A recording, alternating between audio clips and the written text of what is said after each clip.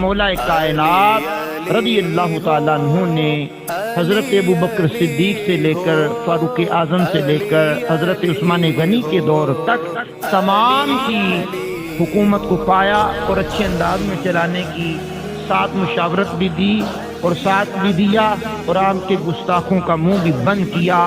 یاد رکھیے گا دو لفظ بولے جاتے ہیں بھائی جان، ایک بولا جاتا ہے رافضی، ایک بولا جاتا ہے خارجی، ایک بولا جاتا ہے اہل سنت و جماعت۔ نہ ہم رافضی ہیں نہ ہم خارجی ہیں۔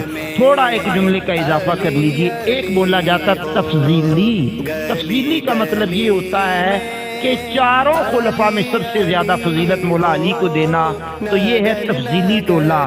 نہ ہم خارجی نہ ہم رافضی نہ ہم تفضیلی، ہم ہیں اہل سنت و جماعت۔ اور اہل سنت و جماعت کا یہ طریقہ کار ہے کہ ہم تمام صحابہ کو ان کے مقام و مرتبے کے مطابق، وہ مقام و مرتبہ جو رسول اللہ نے اور اس کے بعد اکابرین صحابہ نے دیا، اسی کے مطابق رکھتے ہیں۔